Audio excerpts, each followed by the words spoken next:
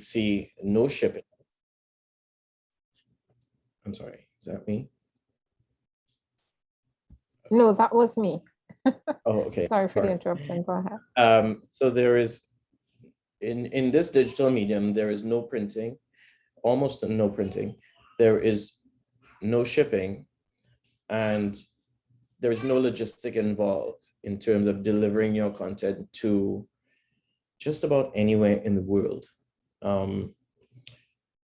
And it's a huge gap now, because it's sort of reinventing the way that a publisher would do business.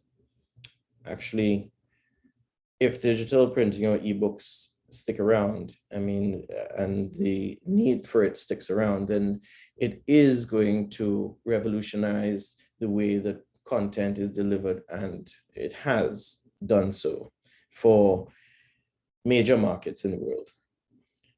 What is the difference between major markets in the world and our region? Well, sadly to say, our region has not fully engulfed itself within the digital content and distribution scenario. We look to change that. We know it's going to take some time to sensitize people to the ways of being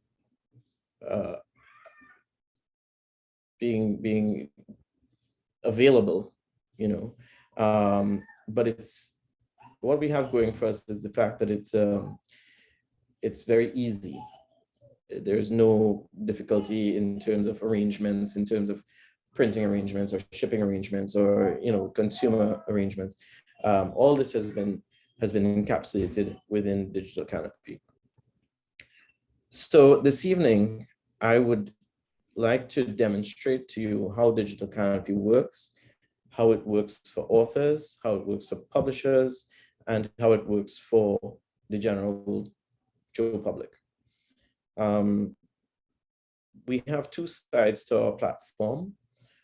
One side is for users, so it's the general public who would be accessing your work and browsing and shopping and selecting your books for purchase. And then we have another side, which is the publisher/author side of the platform. And that side is, it's relevant to you because you would see directly how Digital Canopi can work for you as a business, how it can work for you in getting your product on the world stage, how it can work in terms of redefining the markets that you enter. And you would be able to understand commerce differently. Like I said, people before, they talk about the Amazons and getting their book on Amazon, which is really, really commendable if you can do that. But what's next after getting your book onto Amazon? How do you generate sales on Amazon?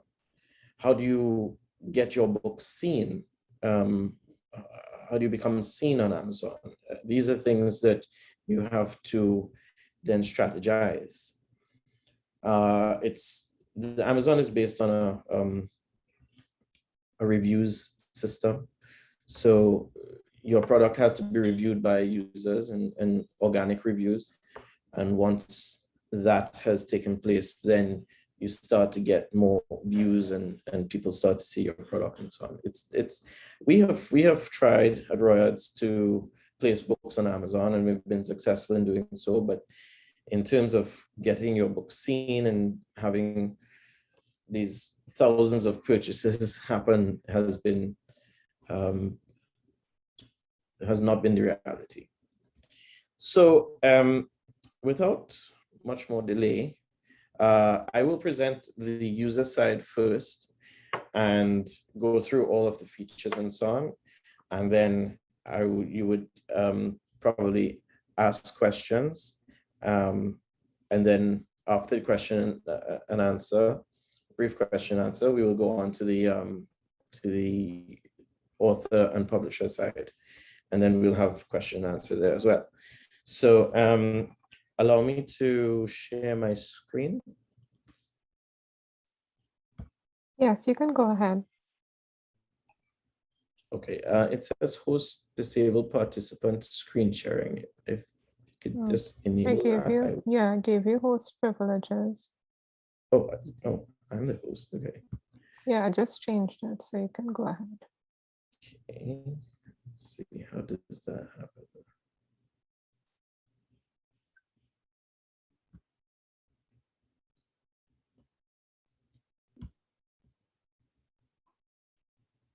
Okay. All right. So, are you seeing my screen?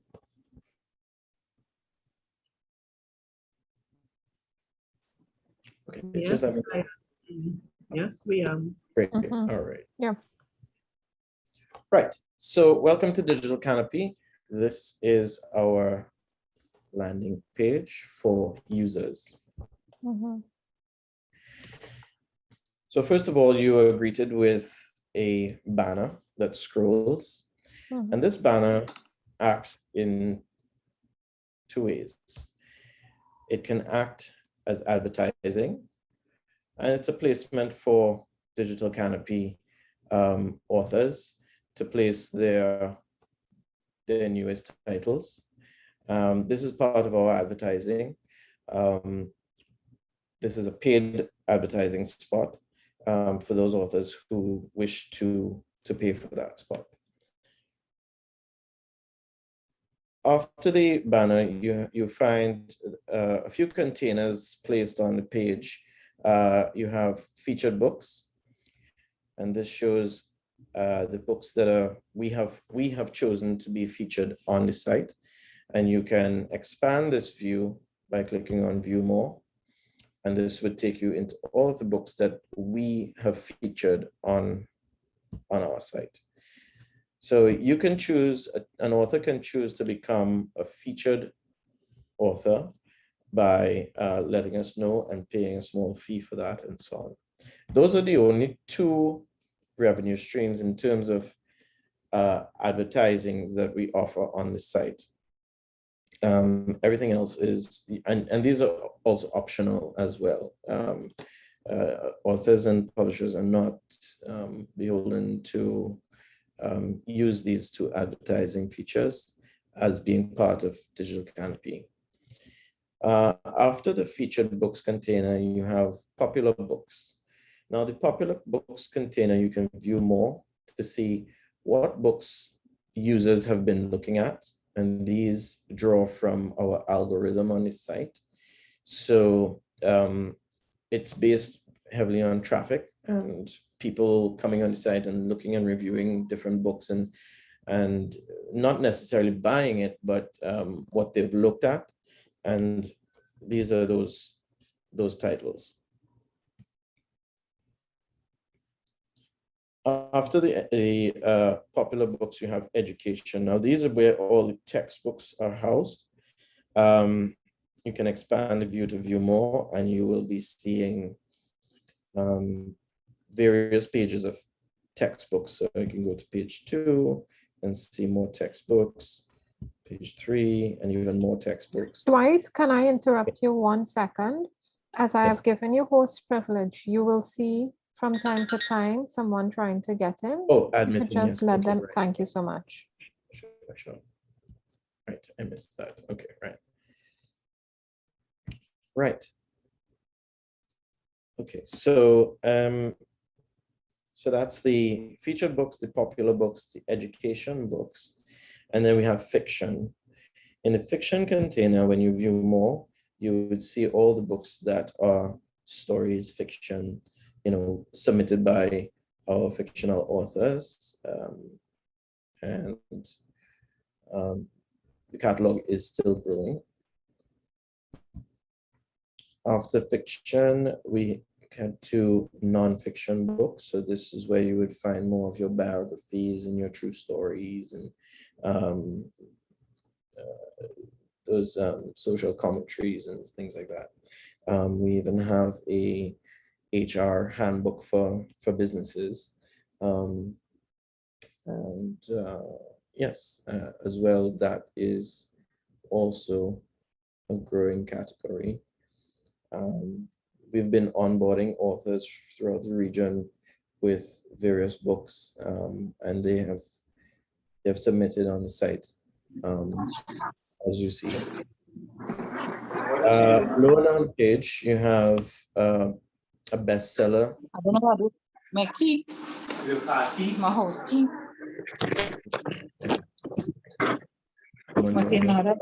Yeah, Shanice, could you mute your mic, please? Hi, Shanice. Could you mute your mic, please? Thank you. All right. So the bestseller container hosts the book that is doing well in sales on the site. And this is also pulled from our algorithm. So the site will notice which book is having most sales, and it will place it here, just so visitors to the site can see, you know, what book is popular. In this case, it's the ABCs of Money. You can click here to learn more about that book. It takes you to the book detail page of that book, and it tells you all the information that you need to know, the price, and so on and so on. After we leave the bestseller, we have the featured authors column, and the featured authors column house authors that we feature from time to time on the site. We can click on one of these authors and it brings up their bio, a picture of the author, and their collection of books that they have uploaded on the site. So this is the experience that the public will see when they visit the site and they're looking to browse books and purchase books and so on. We have a menu, expandable menu here on the side that shows various features of the site. So we have the ebooks, which is generally just the ebooks displayed on the site. We have the My Books container. The My Books container is basically, well, I have to log in now.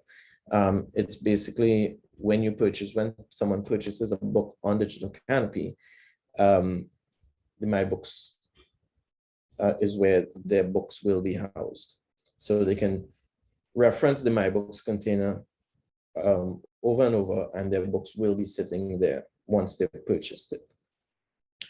So let me go ahead and sign in as a user. When you sign in, you click sign in, and you have two choices: either you sign in as a user or sign in as a publisher. Since we are demonstrating the user side, I'm going to sign in as a user. All right.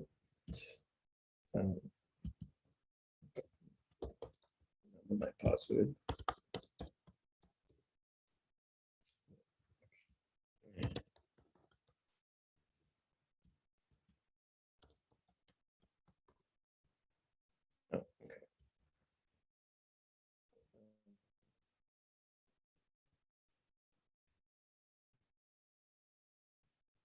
Give me 1 second, please.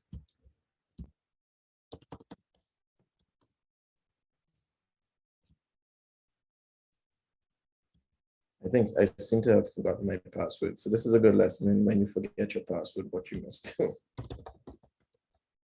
So you just click forgot password, enter your password, it will reset. And then it will be sent to your mail. Go to my mail.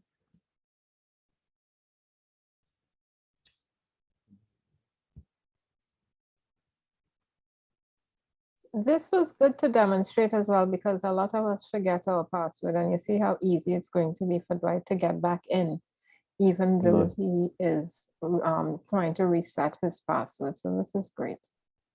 Yeah, this is a problem that I've been having quite a while because I have so many passwords. I keep forgetting which one. Let's see. Right, so I got my reset password here.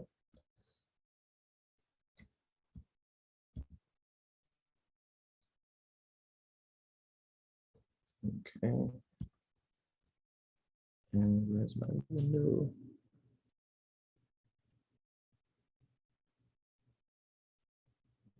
Sorry.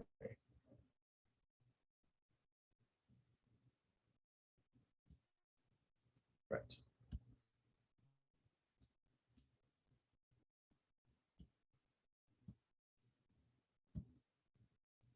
Right.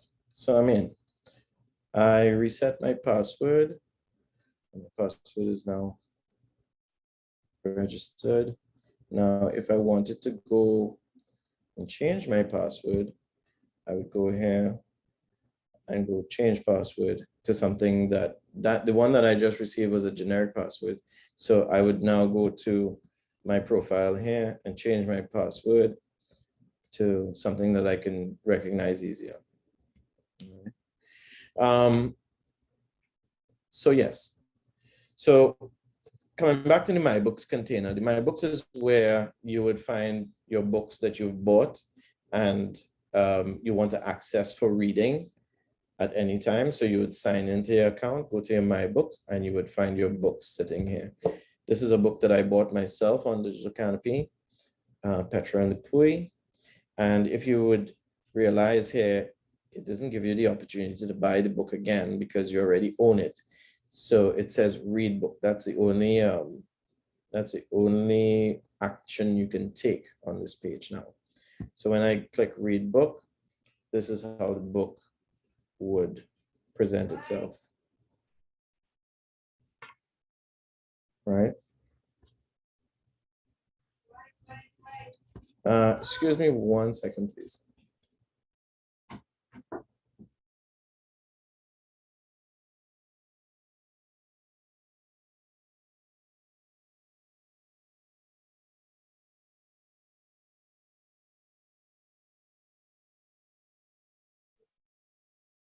Now, while we're waiting for Dwight to come back, I just wanted to point out again how simple it was for him to reset his password because, you know, we forget our password so easily. And this is one thing that him forgetting his password has allowed us to see. It's really easy to get back in on this site, as well as the books I'm seeing. You have the opportunity to become a bestseller really easily. Just get your sales up and boom, bestseller list on Digital Canopi. That's another point. When he comes back, I have some questions. And what do you all think about the point that you can pay for ads if you want, as well as you can pay for the feature that has featured author? Hi, Dwight. I was just bringing up two questions while you were away about the paid ads. That's okay, and the paid featured author part of it. So if you get when you get a minute and you're finished, we just want to just like to have some information about that. Yeah. I'll just go through this and we'll take the questions after. So this is how your book represents on Digital Canopi. As you can see, as crisp as actual print page, right? We can actually change the layout so that it represents as a double page. All right. The numbers are shown here. There are 26 pages on preview here. So you can actually read, well, the book is 26 pages. You read the entire book in your online reader. This is the online reader. Right. Coming back out of this, My Books. So I can come back to my books and then see the other books that are contained within my books. I have, this is a textbook. I'll show you how a textbook would represent. And you would see PDF Tron blazoned across here, and that is just our security feature because we use PDF Tron as as our PDF display. So this entire online display is provided by PDF Tron, and the technology behind that is provided by PDF Tron. So it's just another security feature. So after the My Books, you have our authors, and this is just showing you some of the authors that have submitted their bio and their profile on the books that they have authored on the site. This is Dr. Haynes. He is yet to put his bio, but there are his books, and you can view his books here. So each book detail page comes with the title of the book, who the company has published the book, the price, a descriptor, the author, category, subcategory, and your choices whether to add to cart, read sample, or use the code.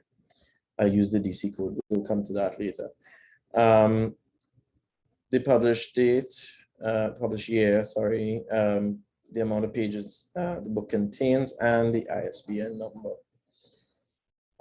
So you have ebooks, my books, and then we're back to our authors. It's up to the authors. You might be asking yourself, well, why these authors don't have their pictures up, or why we don't have the pictures of the authors, but it's up to the authors. So Digital Canopi is a kind of do-it-yourself site. So we leave it up to the authors to place their pictures and place their bios. We would love to have all of that populated before we launch next month. So we're working on having that done. But it's up to you really when you sign on that you would populate your, and it's better for you to be in touch with your customer base. They would see who you are, get a little sense of you and the books that you have authored. Our authors are all publishers. So authors and publishers go hand in hand in Digital Canopi. So if you are an author, if you're a publisher who has a few different authors under them, you can list on Digital Canopi and add your authors as part of your imprint. Categories. So this is basically the publisher pages are similar to the author pages. So you can go here and you could find out a brief bio about the publisher and see the books that the publisher has published as well. Categories is much more of a detailed search. So if you know that there's a book that you're looking for in a certain category, you can search via the major categories: education, nonfiction, fiction, and then you can go down into subcategories. So if I'm looking for a mathematics book, I'll go education and then go down to mathematics and see, you know, what the search brings back for me. So these are all textbooks in mathematics, right? If I'm looking for, let's say, a book with the name Magic in it, I just search here and the Magic Cave comes up, more adventures in the Magic Cave, that sort of thing. Categories are basically the detailed view. Publisher. Publisher is how, if there's a user who wants to know how to become a publisher, these are small snippets of information that we offer. How to become a publisher on Digital Canopi, 7 simple steps to start selling on Digital Canopi, and it's a step-by-step process. You can read in your spare time, you know, about the process. Signing up and using your publisher account, the different features that you would find on the publisher side, and how it can impact you and your experience on Digital Canopy. So we have also gone ahead and answered some questions that we've put forward for people who have frequently asked questions about being a publisher on Digital Canopy. And we've outlined some of the key features for publishers. And it's geared towards what are the pros of being a publisher on Digital Canopy and how it can help you. Publishers have a global audience to which they can sell their ebooks on Digital Canopy. We've implemented something called preview, where you can, before you purchase your book, you can preview and look at the pages within the book, some of the pages within the book, before you decide to purchase. Subscriptions, we offer, you can possibly buy the book outright, or you can, as the author, you can set a rule where you can allow someone to purchase the subscription for a period of time for a lesser price. So it's basically renting your content for a particular amount of time. And when I say a particular amount of time, it means that when that time expires, the time that you have set expires, the content disappears from the user's device. So they will not have that content on their device past the date that you have them subscribed for. Code delivery, I'll get into that a little bit later. Interactive functions, we have also built Digital Canopy to be interactive in terms of, for textbooks, we have we can add multiple choice, we can add fill in the blanks, we can add tick the right answer, that sort of thing for workbook features. All of Digital Canopy's transactions, online transactions, e-commerce transactions are all secure. We use Stripe. We are backed by Stripe, which is a credit card processor in the United States, and they are responsible for e-commerce on Amazon, on Uber, on Etsy, on all the big e-commerce sites in the United States. We have also made the ease of uploading your content to the website very, very simple.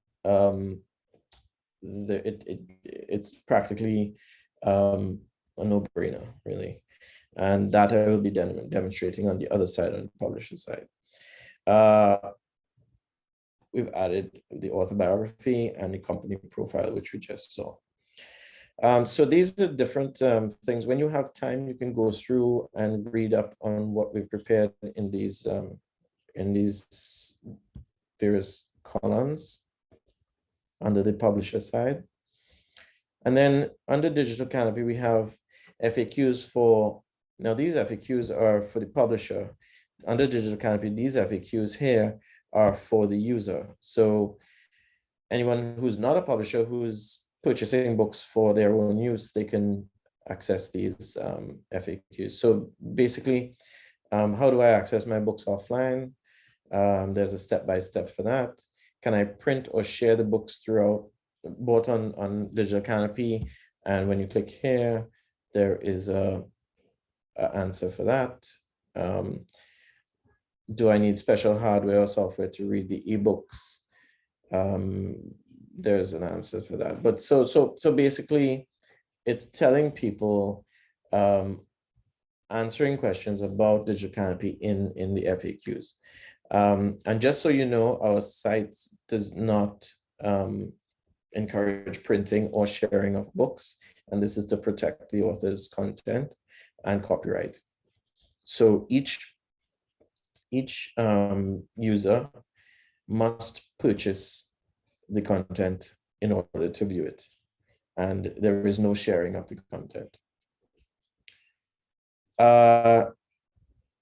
Under the Digital Canopy, again, we have FAQs about us, our vision, our explainer videos, which is animated videos that sort of encapsulate the site. One encapsulate the experience from the user point of view, and the other one encapsulates the experience from the publisher's point of view. So when you have some time, you can look at these two videos, these animation videos. You can read the FAQs, and it will just reinforce more of what I've been explaining. We also, what you've seen earlier by way of the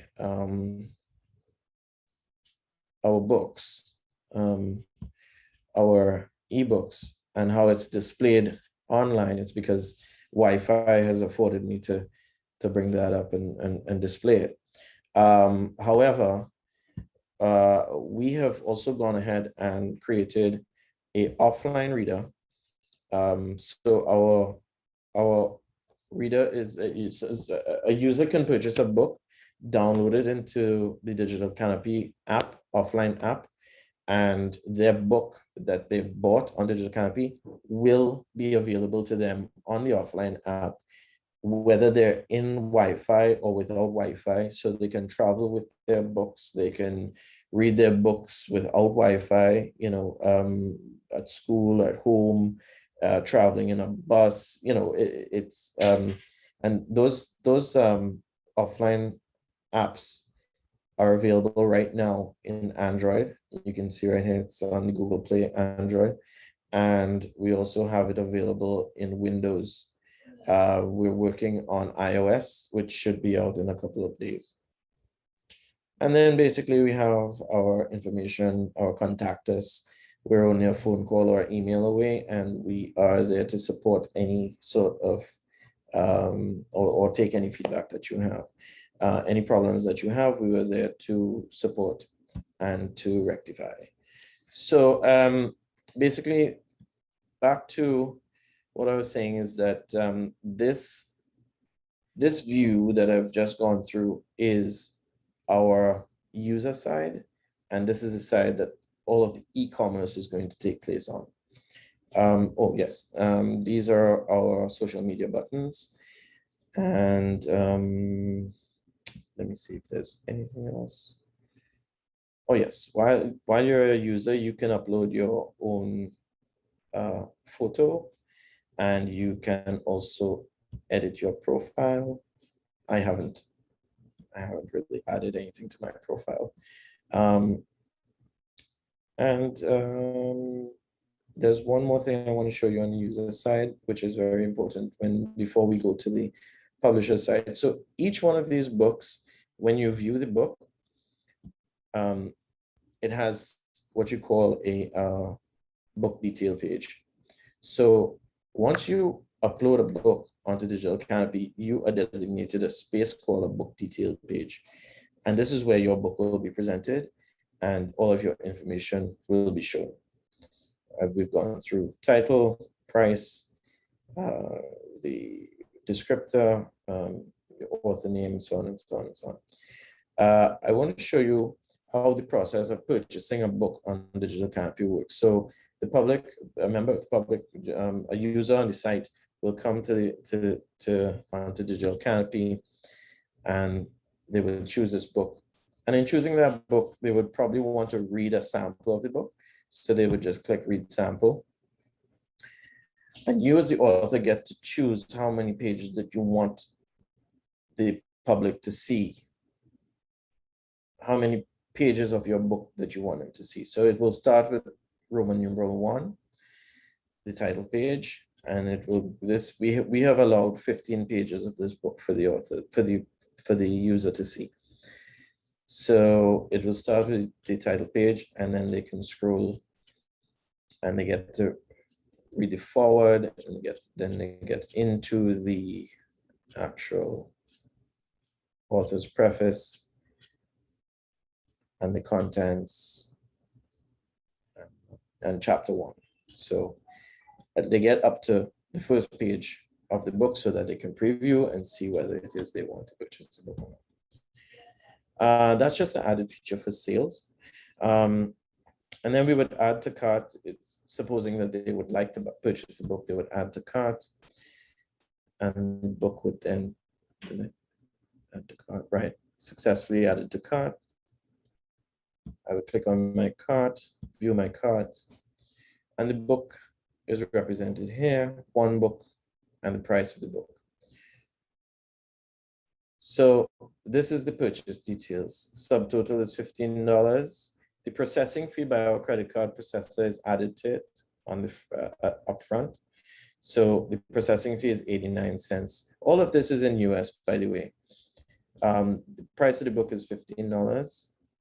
And you may be asking yourself why US, but because we are selling to a global audience, we have to sell it in US dollars. So the subtotal is 15, and then we add the processing fee, which is 89 cents. And then it brings you to a total of $15.89. Make sure to check the terms and conditions, make purchase. Your name will be, once you're logged in, your name should appear here grayed out because it links the information to your account. And then you would input your card number, your expiration date and month and so on, CVC, and you would click here, pay 15, and then it would be, it would process the payment. And once the payment is processed, you'll receive an email, and also you can go directly to your MyBooks container and your book will be housed in the MyBooks container. It's that simple. I just want to show you one other thing in terms of the subscription that I was talking about earlier. So if I wanted to purchase a book that had a subscription on it, so basically it would be usually it would be a textbook. So I would click subscription and I would subscribe. It will be added to my cart. Go to my cart. And you would see here one book at $10.08 for 280 days. So I have set a rule that I'm going to have this book, offer this book for subscription based on 280 days. I can also view the sample. If I don't want my first selection, I can delete that. And I would just buy the subscription for this book, which is at a lesser price than if I were to actually buy the textbook. So I would show. So this book is priced at $14 if I were to buy it outright and have it on my system for all time. But if I were to buy it as a subscription, I would be paying $10.08 plus the processing fee. And that would get me 280 days worth of the content of this book. So that's basically what I wanted to show you on the user side. And if anybody has any questions before we head over to the publisher side, I'll be happy to answer those. I don't know if I have a question. Dwight, I have a lot of questions. I have probably over 5 or 6. But what so what I'm going to do is I'm going to hold them until we finish because I don't want to prolong the process, and get you out of your zhuzh. So please continue and we'll have the Q&A at the end. Okay. All right. Well, that's fine. Okay. So in order to head over to the publisher side, it's just as easy as clicking on this on your profile. Switch to publisher, which will sign you out of the user side, and then you send back in to the publisher side. All right. Let's hope this works at this time.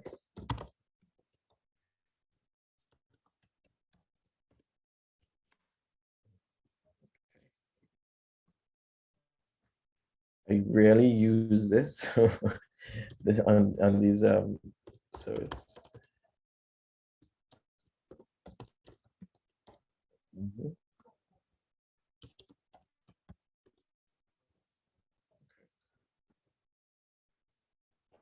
So I'm just going to, oh, sorry. All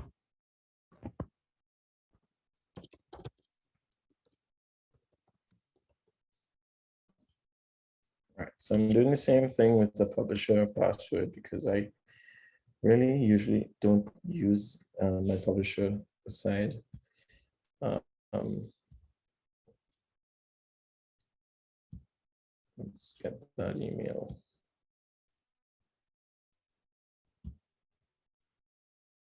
Second.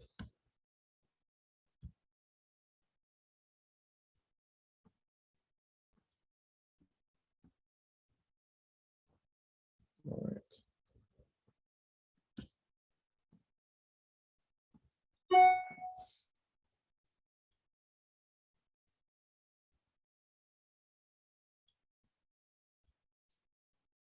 Oh.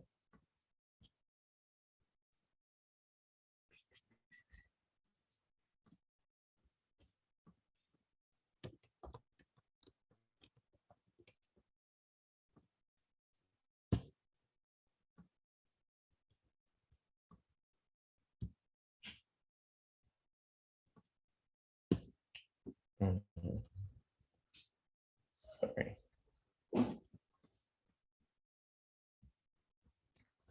Excuse me, sorry, I'm just pulling up all sorts of things right now.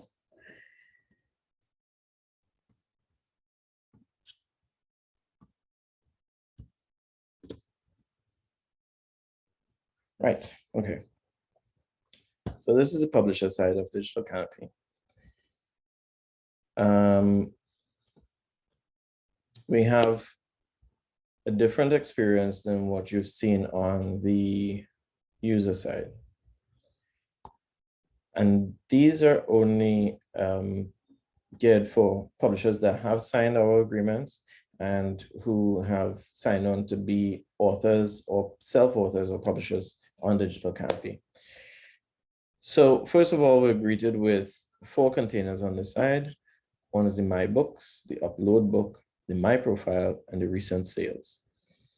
So the My Books container basically houses the books that you have uploaded onto the site. And you would see 3 here because these are the 3 last books that my company has uploaded onto the site. If I wanted to expand that view to see how many books I have on the site, I would view all here. And I would click view all and it would expand all of the books that I have on the site. And those books are cataloged into pages. So I can go page 2 and a different set of books will come up all the way down to 8, right? I go back to the dashboard. Recent sales. Recent sales shows you, it keeps you updated as to your sales on Digital Canopi. So basically you can view your sales and see how your books are doing in terms of sales. And you can track how much sales you're doing for the month, and you could create, you know, your own sales reports and so on based on your sales. You can click view all, and the sales are reported like this. Each sale has a sale number, a particular sale number. The title of the book will be reported. The user name that bought the book and the country that that user is from. The price that they paid for the book. The fee that Digital Canopi charges the publisher, yourself, for using the use of facilitation of selling a book. Publisher discount, if Digital Canopi offers to the publisher discount, then that would be detailed here. The payout amount, so this is basically how much Digital Canopi would pay to you per book. So your price of book would be $7.36. Our cost for hosting and handling the e-commerce process would be $1.47. So this is basically 20% of your sales price. And the payout amount would be $5.89 to you. The sales type would be a sale for this book and not a subscription. If it were a subscription, it would say subscription. It would detail that. And then, of course, the date that the sale took place. So basically, we at Digital Canopy, when we decided to come up with this business and this business model, being in the publishing business, we did not want to be restrictive, and we wanted to really motivate people to create work and to have it for sale.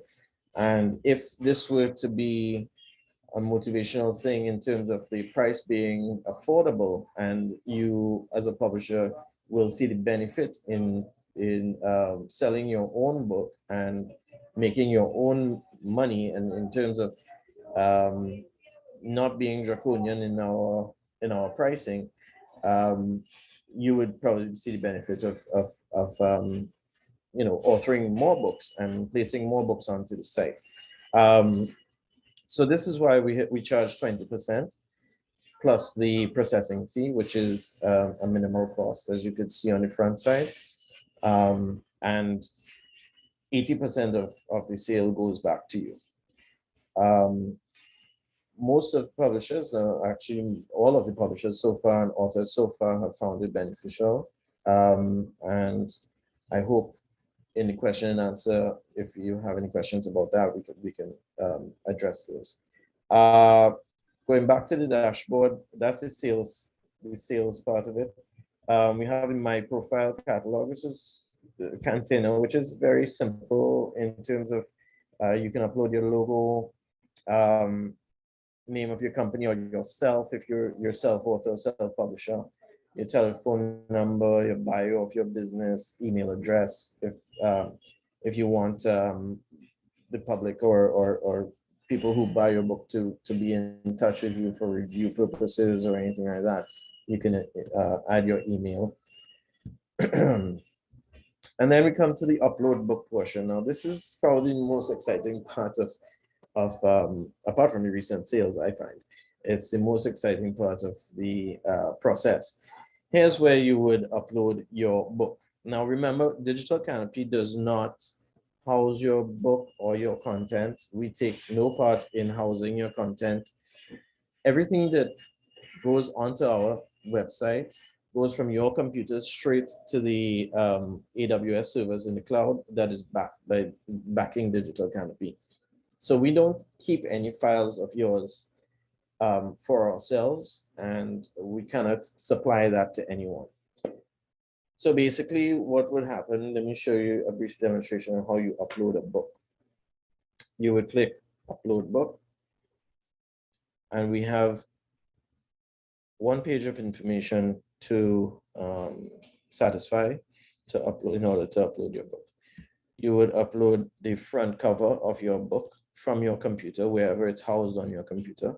See here, front cover mandatory. You can choose to upload the back cover as well, but you don't have to.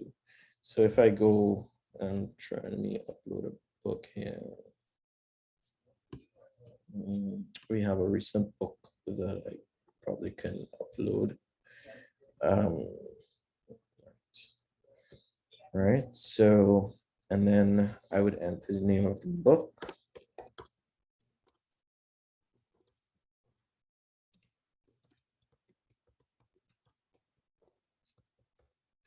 And then I would determine my price.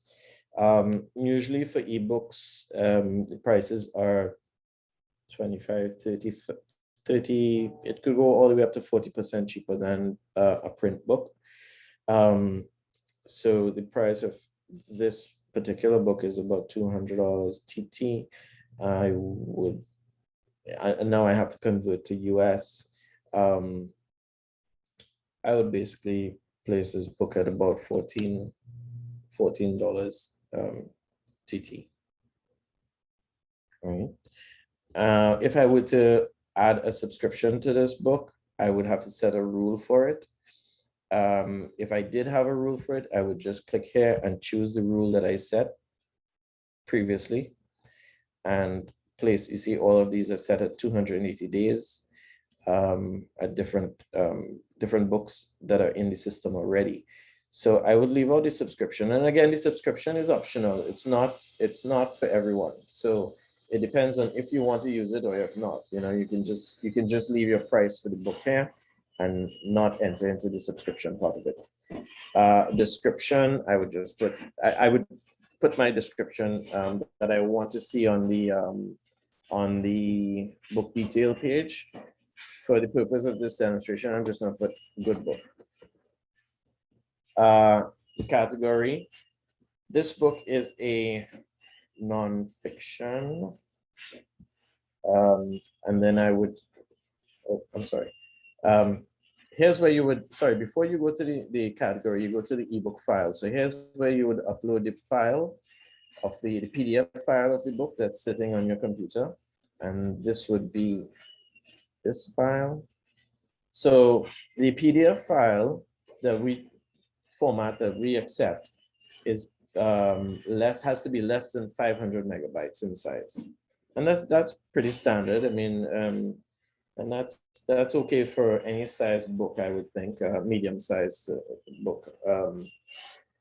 So then I would go to the category, nonfiction. And then subcategory, I would choose what subcategory most fits this book. And I think it's more political commentary. The author would be Anthony Dial, but he is not in my list of authors so far. So then I would have to add him. So I would click here to add the author and put his name. And if I have a bio on him, I'll put it in. And if I have a picture of him, I click here and choose the picture and put it in. But I don't have that information right now, so I'll just add his name. So when I go back to author now and I enter Anthony Dial, it will come up. Total pages of the book, I believe it's 290. I will check back that. Total preview pages. So these are the pages that we're going to offer the public to view before they purchase the book. So they have the option of viewing the preview pages just to see what the book is about and so on. So I would want, my maximum is 15 pages, and that's including the Roman numeral pages. So I would probably do maybe about 10 pages of this book for preview. I would put the publisher name.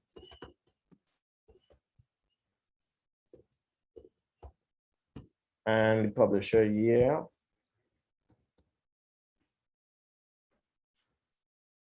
And the ISBN number. I have to check that. I'll just put in, for the purposes of this demonstration, I'll just put that in. Right, so all my information is there. My most important information is the cover, the file, the name, the price, and the ISBN. Everything else it needs to be there, but it can't be published without the information. And then I would click upload book. This is how long the book takes to upload onto the site.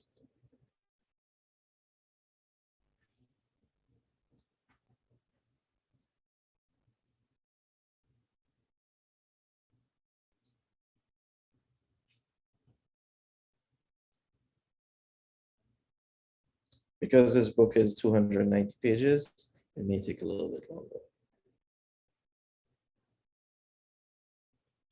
Right, so we have 100% of upload, and we go back to our dashboard, and we see the latest book has been uploaded. Tony DL was last seen. I can click on the book and see how the book displays on the user side. So it will display with the title, publisher, price. Well, we only put good book as a descriptor, but usually it's a longer descriptor. This says requested because it's been requested by the author to Digital Canopi to have the book approved. So once we approve it on the back end, then you're live on the site. But all the other information has been inputted, and this is how the book will display. Right? Going back now, that's how you do an upload of a book. My books, again, are all the books that you have uploaded onto the site, and now you see our latest edition is represented here, right? Arrange books. If there's a certain way that you want your books to be seen, let's say if you have book 1, book 2, book 3, or first edition, second edition, third edition, and you want them to be arranged in a certain way, you would just click arrange books here, arrange books, and then just simply drag and drop your books as to how you want them arranged. Subscriptions, we come back to the subscriptions. This is where you would add a plan for a subscription. So I just added Tony Dial's book. So if I wanted to add a plan for that, the name of the book I would put in Tony Dial was last seen, and then I would add a price for the subscription. So if I wanted that book is $14 outright. But if I wanted to sell the subscription at a lesser price at $10, let's say, I would enter $10 there. And then how many days I want the person to have the book. If they're paying $10 for it, maybe I'll 6 months, 180 days, right? I'm sorry, put that here, 180 days, let's say roughly. And I would click add, and that would add a plan onto here. And if I wanted to make that plan active, all I had to do was just click that to make it active, so that when I'm uploading my book, let me go back to that. When I'm uploading my book here, and I want to use the subscription, I'll go here and then choose the plan that I made active. I just look for the Tony Dial book on the drop down, and it will be there somewhere. And I'll just choose that, and it will apply it on the front end. So all of these things are within your control, and you're able to customize your page and your books as you see fit. If you're a publisher, and like I said, you have publishers under your company, you can edit their profile, you can add photos, bios, that sort of thing, right? Let's see.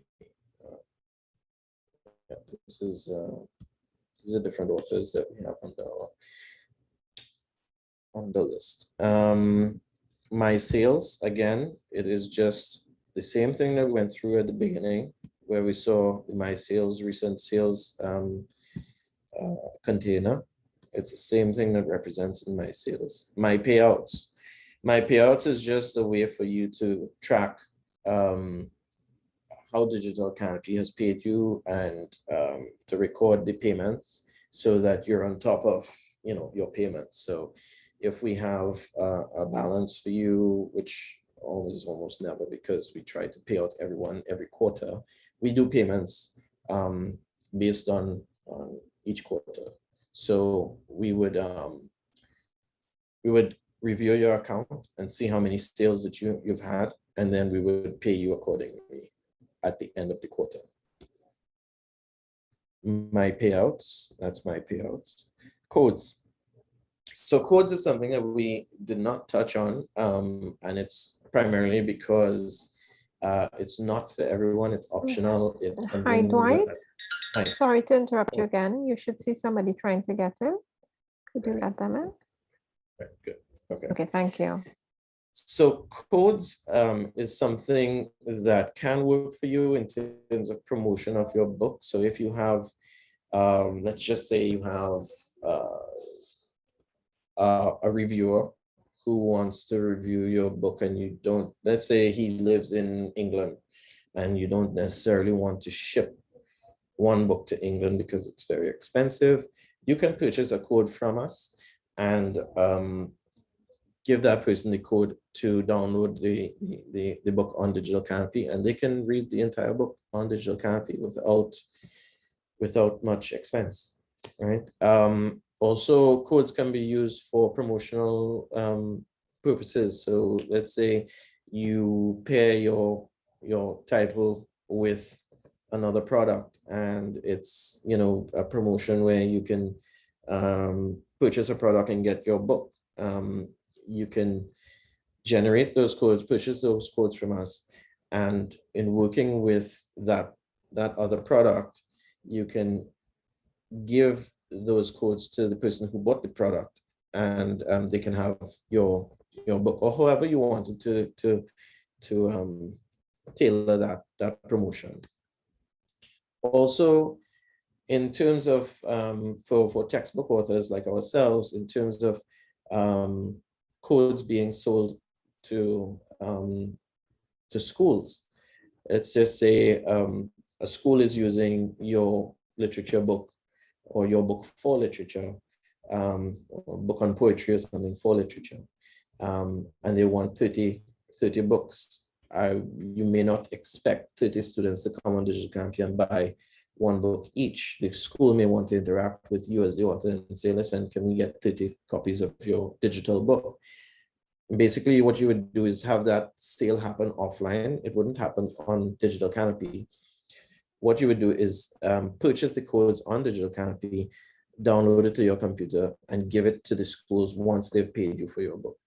Once you give them the codes to your book, they can go on Digital Canopi, enter those codes, and their codes are unlock the book on Digital Canopi for them to view and have for as long as you want them to have it. So codes here, we just go further into how that works. We have 3 categories of codes. So it's based on quantity. How many codes do you want to purchase? If you want to purchase that one code for that reviewer in England, you would go into this category. You would choose the name of your book. Let's say Making Science Fun. Amount of codes. I want one code for that reviewer in England, and you would fall into this category, $1 per code. So that's $1 US for the code. I mean, based against shipping the actual book to England, that's a steal. One code is $1. The processing fee is 34 cents, so $1.34. And you would purchase the code. You would purchase the code with your credit card, click on that, and pay $1 for the code. And then the code is downloaded in your codes ledger, your book codes. So the book codes basically would have a detail of the codes that you've purchased, the date you've purchased it, for what book you've purchased it, and the action to download. You can download the book, you can download it here. Once you download it, it downloads to your computer, and then you can deliver it to the school. Excuse me.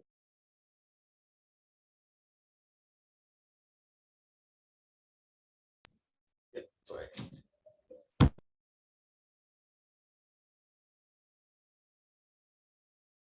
All right. Sorry about that. So yes, so you can download the codes to your computer and deliver it to whoever you want to deliver it to, whether it's for promotional reasons, whether it's for schools that have bought your book, whether it's for review purposes. The codes ledger basically shows you, gives you a ledger for yourself to keep as to how many codes you've downloaded and for what book and when it was downloaded. Codes used is to show you if you're in correspondence with a school, or if you're in correspondence with just about anybody who said, well, you've delivered codes to, you can check to see if those codes have been downloaded for the particular book. So the date that the codes have been downloaded. This is the actual code that you gave to the person and the book that it was intended for. So that's basically how codes work. Coming back to the dashboard, let me see if there's anything else I failed to go over. Right, so this is your profile here, and you can get back to my books. You can edit your profile, right, just as before. You can change your password, and you can switch back to the user mode and then sign out, of course. So I think I have covered everything so far. So I would want to start taking some questions now. I know it's getting late. I didn't want to go too long. Hopefully everyone, has gotten a sense of the features of Digital Canopi on the user side and on the publisher side. A few things to note is that these books, once they're uploaded to our site, they are available to anyone with Wi-Fi throughout the world. We ask authors and publishers, and I'm sure most of you already have your social media accounts working for you in terms of getting the word out on your books and so on. We ask that when you are promoting your book, that you just mention us that your book is on Digital Canopi, and so you forward the interest to the website so that people can purchase your ebook. One of the easy ways to do something like that, let me just go back to the user side.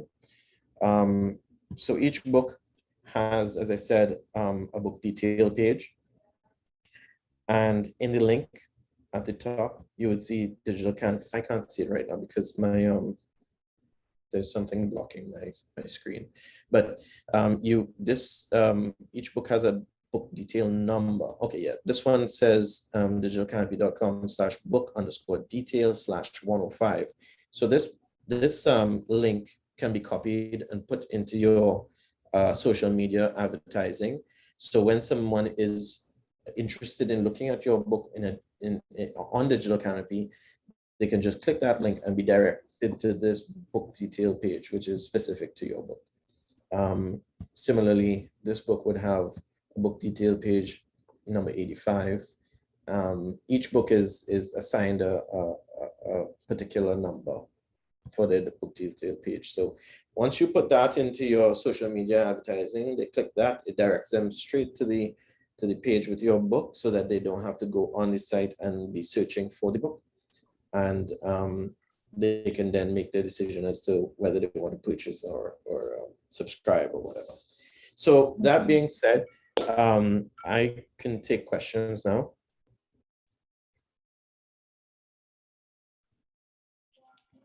Well, thank you so much, Dwight, for that awesome presentation. It was really simple to follow and easy. So the floor is now open to anybody who has a question. Please remember, no question is a foolish question. We're all here to learn. Don't feel anybody's going to be laughing and snickering at you. That is not happening. Somebody else might have your very question and you're helping them because you're the braver one, right? So Crystal, I'm seeing your hand up. Please go ahead. Thank you. Hi, good night. Mr. Narayan Singh, Yes, thank hi. you so much for such a comprehensive explanation of the site. My question is, what type of traffic does the page get on a daily or monthly basis? And do you, Digital Canopi, the organization, advertise the site to draw more traffic to it? Right. So as it is right now, we are not, we have not launched the site. So you guys are kind of getting on the ground floor. We are getting ready to launch next month.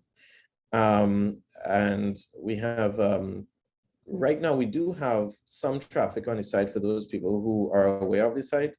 And we do have sales happening as we speak. But once we do launch, there's going to be a lot more traffic on the site because we expect to make the region aware of Digital Canopy. As it is right now, we're onboarding people such as yourself in terms of authors and publishers with their publications, so that we have a huge, our aim is to have a huge amount of resources for people to choose from when they come onto the site. Right now, we do have quite a bit of books, but we're hoping to grow, exponentially, so that we can attract authors and publishers and self-authors throughout the Caribbean, in mass. So to answer your second question, yes, we do plan on advertising through our social media, which is Twitter, Facebook, Instagram. We've started some of that already, and we hope to continue and feature some of the, feature actually all. We want to feature all of the authors' books in our mailouts. Does that answer your question? Thank you so much. All right. Sure. There's someone else.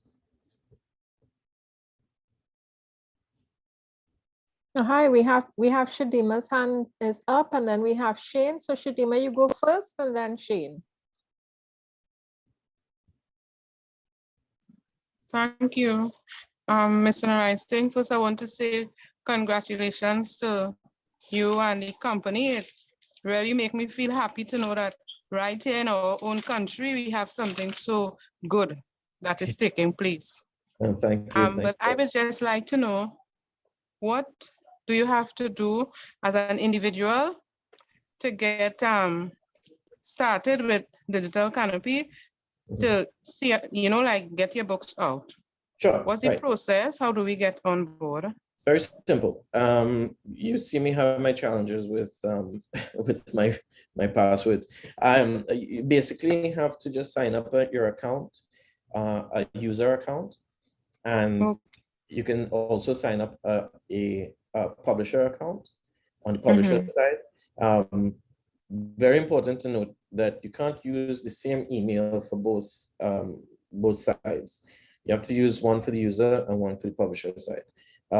Basically because the database is going to only recognize one. So in terms of having two accounts, if you're a publisher or author, you must have a publisher email, one that you use as a publisher or author. And then on the user side, you can use a personal email address. Okay.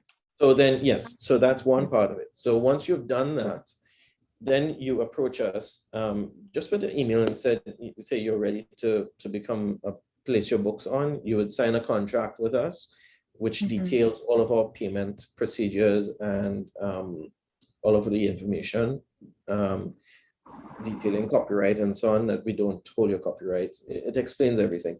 And then once you've signed that with us, you would also lodge your financial information in terms of your bank account number, so that we will be able to transfer your sales monies to you when that time comes. And then you start uploading your books, and it's as simple as that. Okay, thanks very much. Yeah, once you upload your books, we will accept it on the back end and publish it on the site, and you can be up and published in a matter of minutes. Thanks so much. You're welcome. Thanks a lot. Shane?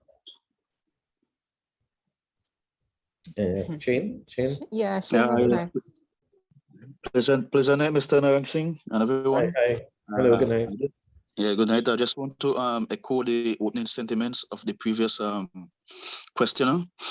I think that this service is a very good thing for us here as writers and potential writers, and hopefully publishers as well.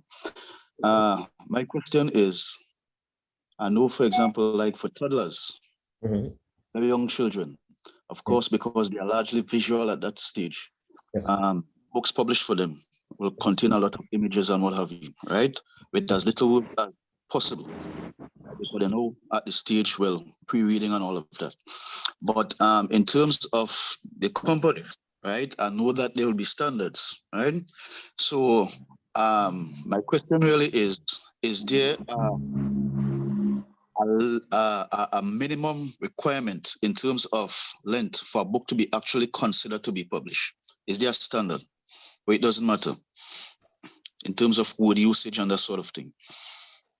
Oh, no, there is actually this, our platform accommodates any type of literary work. I mean, it could be annual report. It could be a storybook for a child. I've had children's storybooks just published on the site, 17 pages long, in width.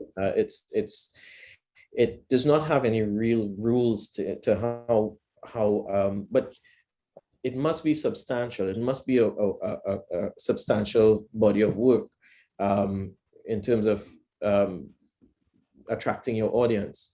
But that is left up to you, the author and the publisher.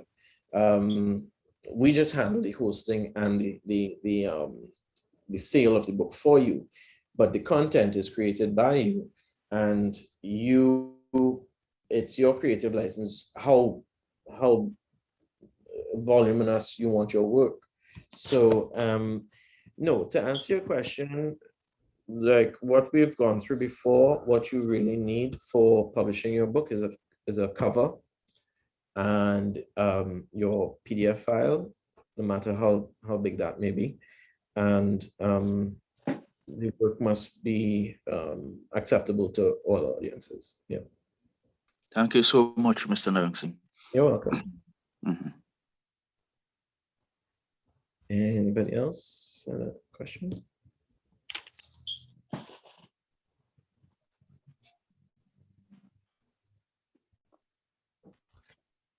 No?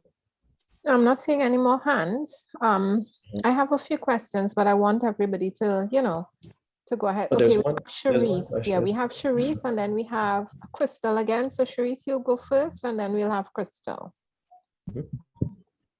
Hi, good night, everyone. My question is, what's the waiting time after the book has been requested to be published on the site? And also, while you were going through it, I saw that the area for the ISBN doesn't have an asterisk. So do you have to have an ISBN for it to be published? As I know that most ebooks don't need an ISBN on when it's being published. Yes, we try to place an ISBN for the ebook. I'm not sure how other sites do it, but I know that Amazon asks for an ISBN, and we also ask for an ISBN. Now, ISBN can be the ISBN that you use for print. It's just an identifier on the site, really, but it's suppose it's intended to be the actual ebook ISBN. I'm sorry, there was another part to the question. Oh yes, when you are publishing the book on the site, what's the waiting time before the requested right. is Yeah, that's almost instantaneously done. Once, I would say maximum 1 day, but it would be probably hours, a couple of hours before. Okay, thank you. Yeah. Just to interject before we have Crystal bring her question, the ISBN number, we had a webinar from Pen to Publish, from Pen to Publication recently. And that ISBN number is pretty important to your copyright, because what it does is kind of secure your copyright, your intellectual property as being yours. So an ISBN number is not, it's an identifier, unique identifier for your book, but it's really important to make sure that people are not able to just take your work. There's a reference. If perhaps somebody was to take your work and pretend it was theirs. You can go back to your ISBN number and say, no, this was a registered book under my name as my intellectual property, and you have a secure and a valid claim. So the ISBN number, it's really, really important for an author. It's very, very important that you have it, that you get it, and you're able to use it. Now, I know people are probably wondering, Therese, you could correct me if I'm wrong. You're probably asking, because we did say if you're an unpublished author. And remember, as an unpublished author, you're not going to the traditional publishing process of having your book printed, etc. What you're really doing is just getting your book formatted and then taking it to the PDF form and uploading it here. So applying for the ISBN number is a small glitch, if so to say.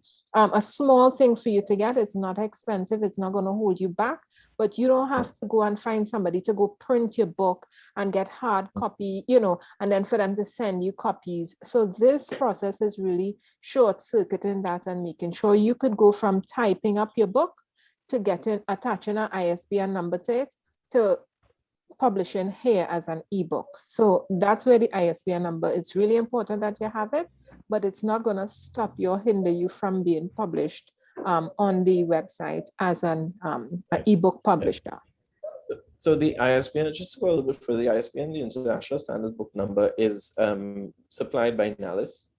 You can get a number through NALIS, and you can apply for ebook ISBN or a print copy ISBN. What it does is that if you go onto international book sites and you search for your book, it will appear, because NALIS would have then attached it to the international book sites standard number to the international sites. So it just gives you a presence on the millions of books out there, hundreds of millions of books out there, right? So it's a way of finding your book. So it is a good thing to have, whether it's ebook or whether it's print, to have that ISBN number attached to your publication. Right. Yeah, Crystal. Yeah, Crystal. Yeah. I have two other questions. One is, does the options include any audiobooks? And number two, what is an average cost of a banner ad or a featured book spot? Right. Okay, good. So audiobooks, we have not, the technology has not provided us with the audiobook just yet. Although we do have something that we're working on in terms of audio book, a site that is dedicated only to audiobooks. More on that once we've launched Digital Canopi, and hopefully things work out. You know, we can then pursue that audiobook option. So that may be in the future. The other question was, how much does the ads cost? Those figures are in our contract. Can't really, let me see if I get an average. Actually, I'll pull up the contract.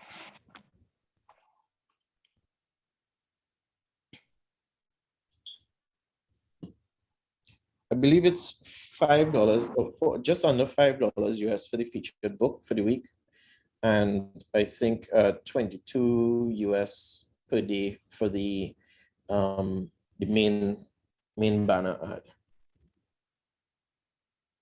Wait, I could stop sharing my screen now. Right. Yeah, it's I think 22 US for the main banner ad.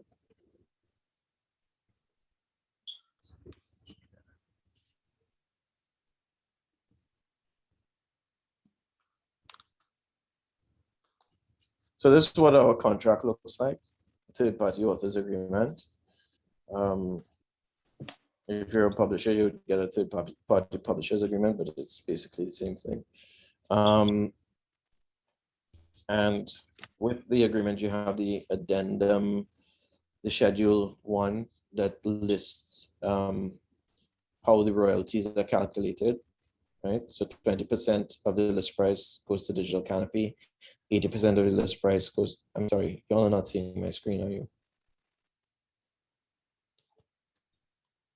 Let me just share screen again. Yeah.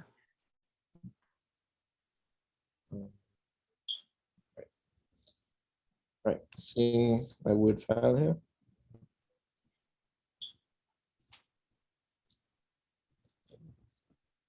Right, so yes, so 20% of the list price goes to Digital Canopi, 80% of the list price goes to the author, minus the credit card processing fee, but that has been taken up front, right? When that's charged directly to the purchaser. And we have an example of how that will work out, right? So $10 minus 20%, which is, so you would see the math here. And this is based on promotional list price. So if you deviated from your normal price and you wanted to list something as a promotional price, then it would be the same sort of calculation. The pro author package is if you wanted to enter into interactivity on the site. If you wanted to make some of your books interactive, that would cost you $500 US for the year, and you would automatically be enrolled in some advertising and also being placed on the featured books. Featured books cost $450 US per day to be part of the featured books, and the banner advertising is $22 US per banner per day. The cost of codes listed here, it's also listed on the site where we went through the codes purchase part of it. The more codes you purchase, of course, it's tiered, and the prices drop per tier. So yes, so that's our contract. I would be able to send contract to you after if you so wish, or I can send it and then you can distribute it.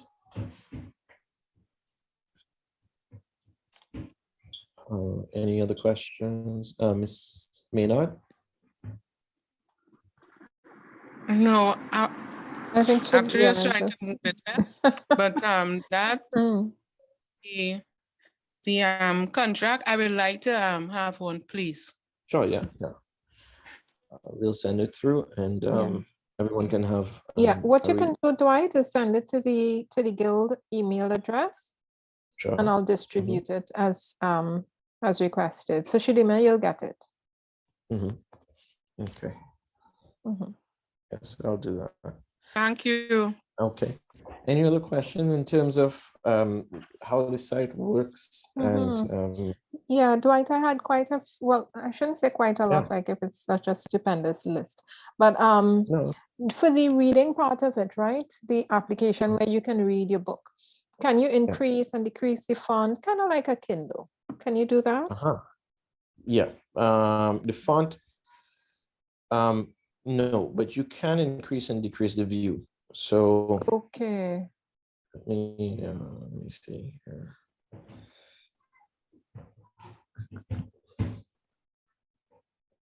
All right. I just want to see if I can show you that. And is there an app like you can have the night reading where the screen gives you that kind of sepia look, or is it? Yeah, no, those features are intrinsic to Kindle. I see. Okay, makes sense.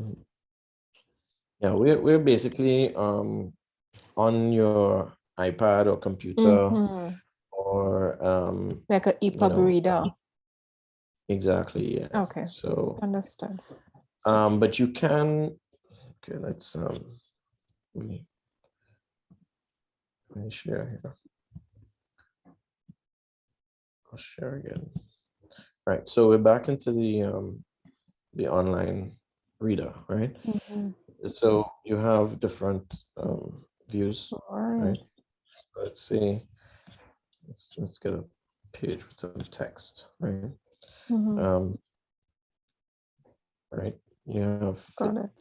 fifth to, and resolution is there. I mean, you don't lose any sort of resolution, by doing this.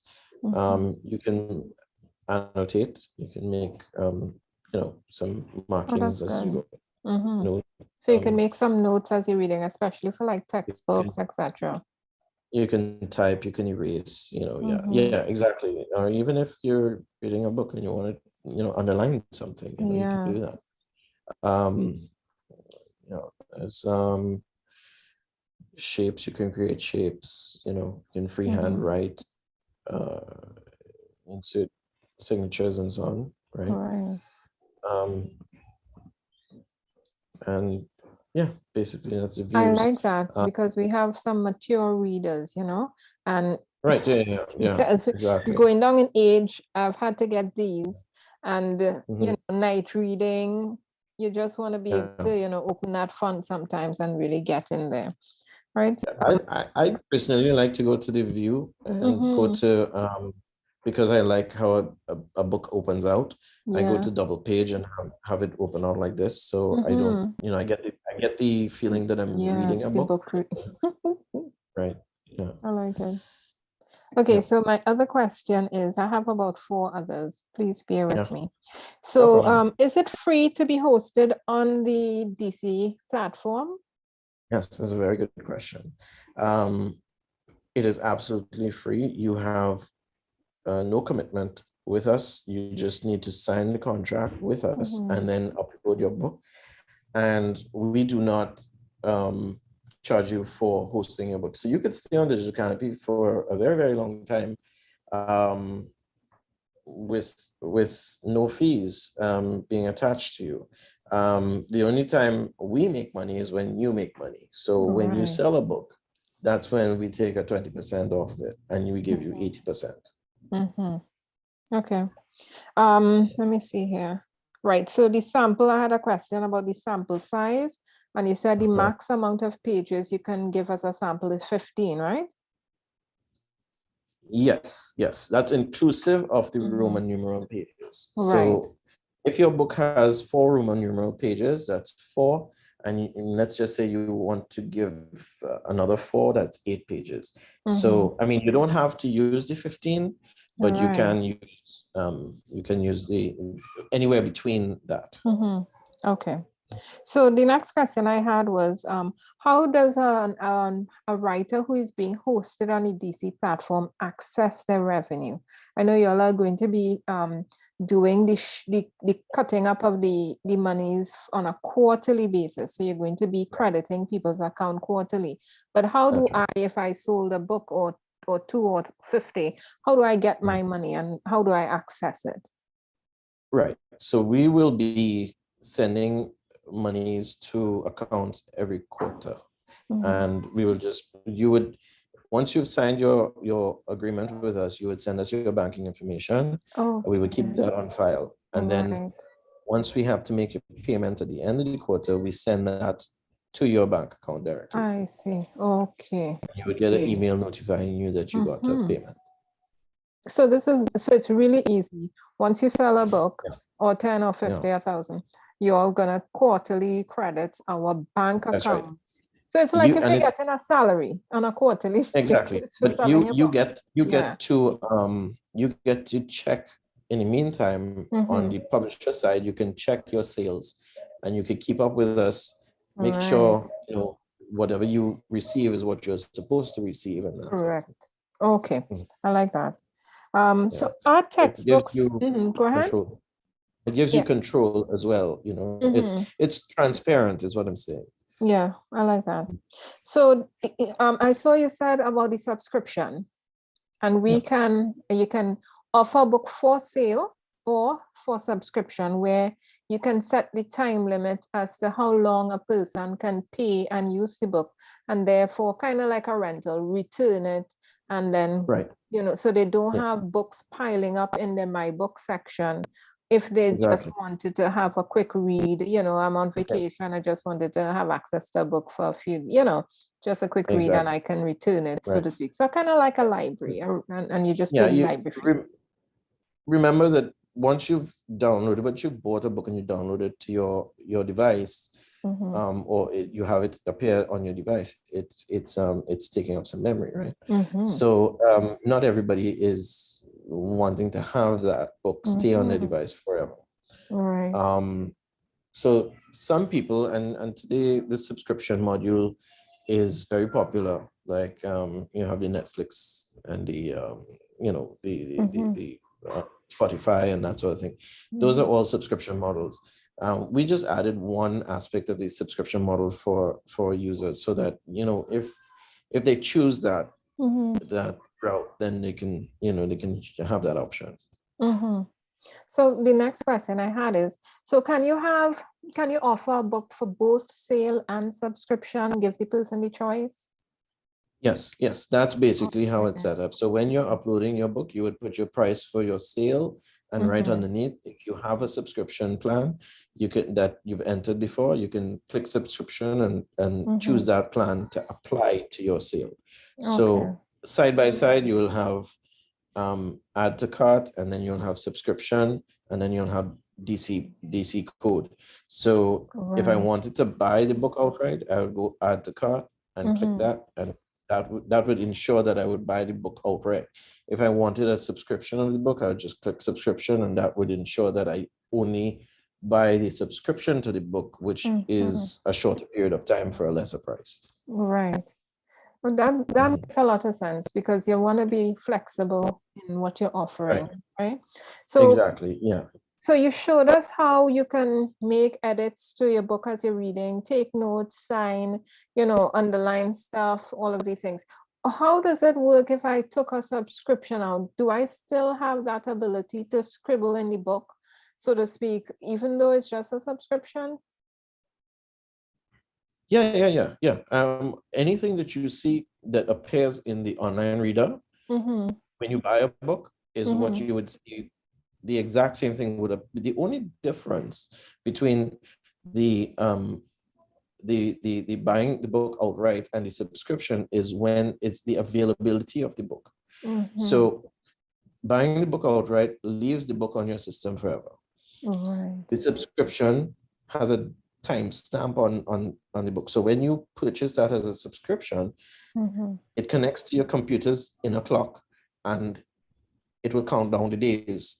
So if you have 280 days left on the subscription, it will count down the days, and that will expire at the end of the 280 days. That's how it works. Okay. And then the book will go back to being, this fresh, and then untouched. The book just disappears. It just disappears from you. Very well.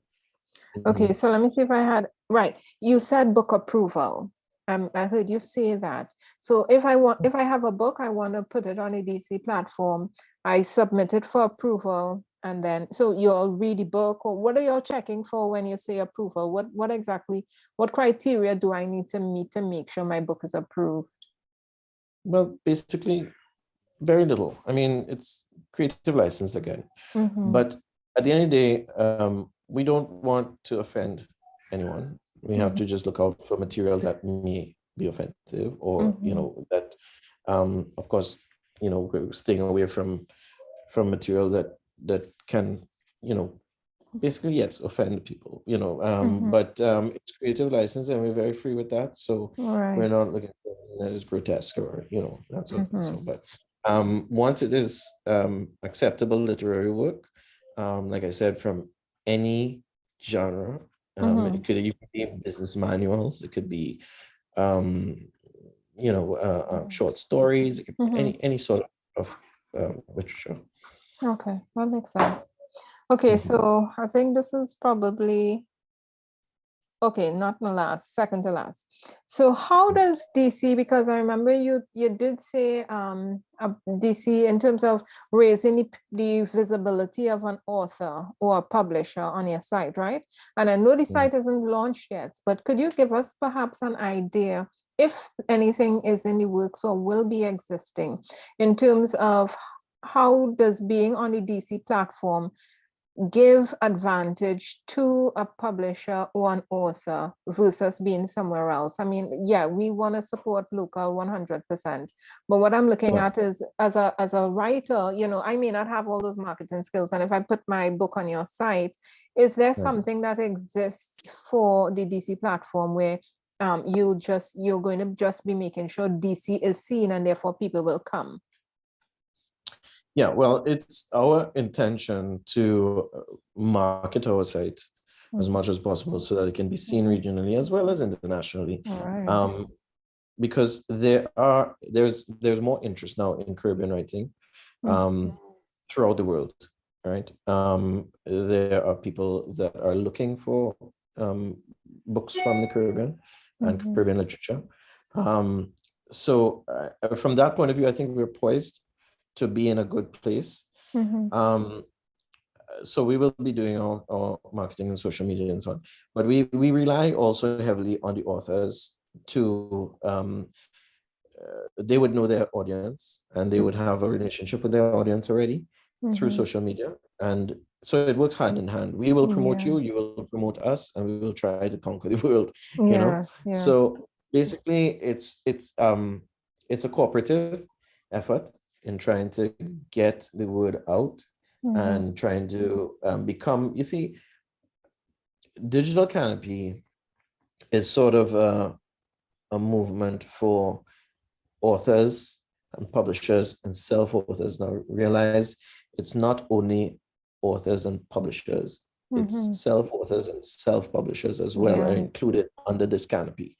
We are including everyone who has literary work, sound literary work that can be marketed, that want to create a business for themselves or want to create income for themselves and want to actually create more literature for sale. And we are making it easier for people to access a market for that.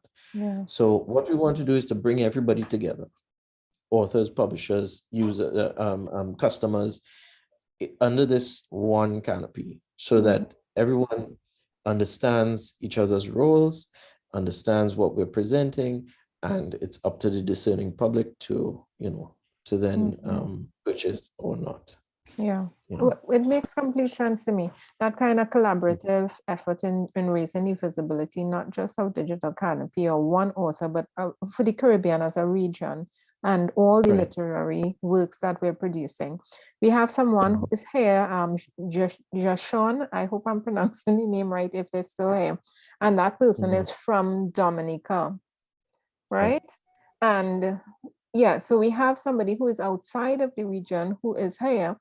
And, you know, these kind of platforms are going to bring people from outside of the region to get them inside the Caribbean islands, you know, without having to leave their home.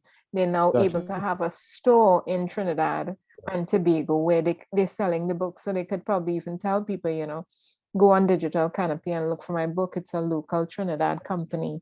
And I have my books there. I'm from Dominica. More than just being a Trinidad company, we want to really capture the essence of the Caribbean. We want to embody all of the island's best literary works. We want to be a magnet for that, and we want to, in turn, show that to the rest of the world. So we are regional in a sense. We want to portray our regional authors. So that's why we currently have authors from Jamaica, we have authors from Barbados, we have authors from St. Lucia, you know, we have authors from Trinidad, you know, we have authors in the United States who are from the Caribbean, and they have joined the site, and they're quite pleased. So more than just being a Trinidad offering or beginning or having our roots in Trinidad, we are really Caribbean, right? And we want to really show the rest of the world what Caribbean authors have to offer. Yeah. I like that. Okay, so I think two more and that's it. But one was, how is the book pricing decided? That is left up to the author, right? To decide what price you set for your book and therefore deal with the conversion to US.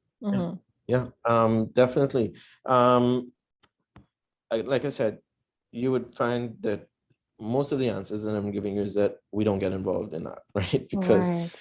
basically it's a do-it-yourself site. You know, we leave Mhm. it up to the author. You create your pricing, you create your, you know, everything about your book, really. Mhm. Your subscriptions, you know, but there are industry guidelines, right?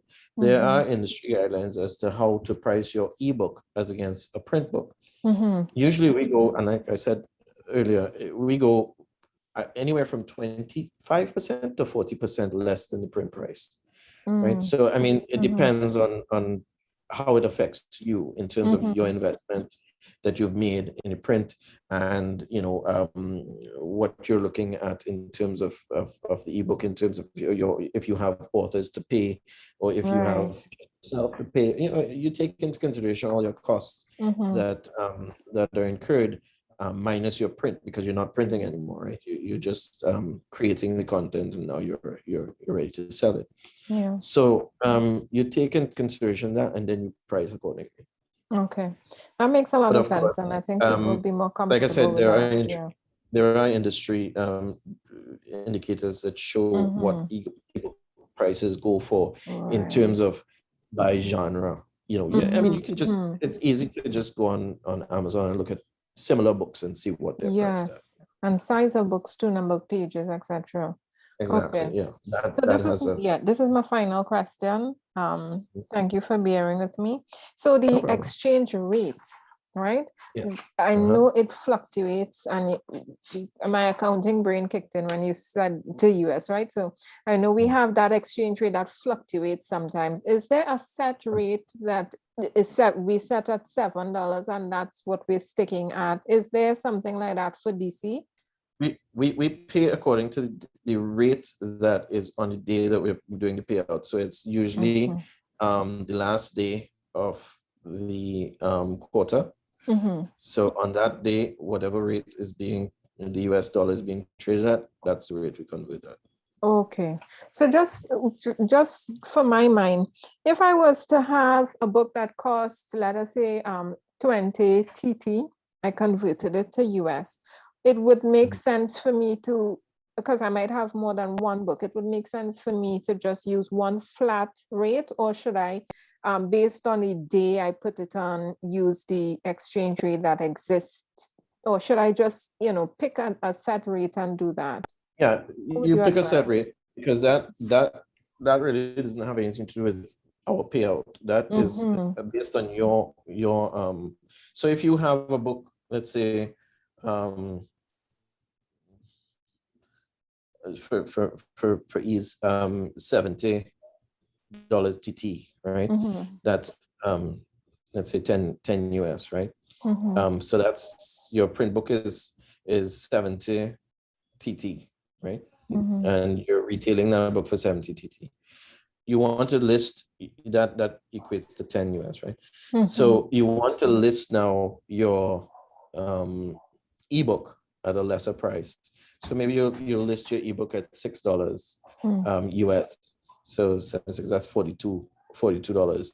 So in essence, you're taking out the print aspect of printing your book, cost of printing your book, and you're retaining the content value of your book. What you have placed as your content value, right? What you would satisfy yourself saying, if I did not have to print this book and I had to just create the book, how much I would sell the book for? I would sell it for 42 TT. So that's a way of looking at it. That makes a lot of sense to me. Thank you. That was the last of my questions. Completely Any more satisfied. questions? I kind of like these questions. They keep me on my toes. Yeah, I was writing as you were going through the presentations, and things just popped out. But yeah, and I'm really satisfied with not just the presentation, but with the idea of Digital Canopy and what it could mean for an author.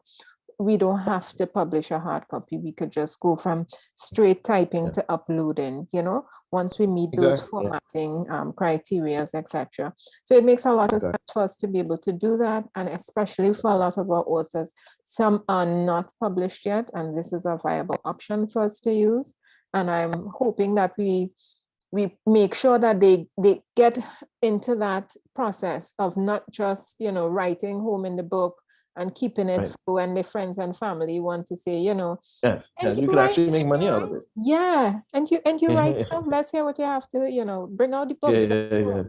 So you could put it Yeah. on Digital Canopi, sell your ideas, sell your intellectual Yeah. property, and And make you don't have to wait for a publisher to tell you if it's good or not and if it's worthy of being printed. You can actually go to market right away. You know?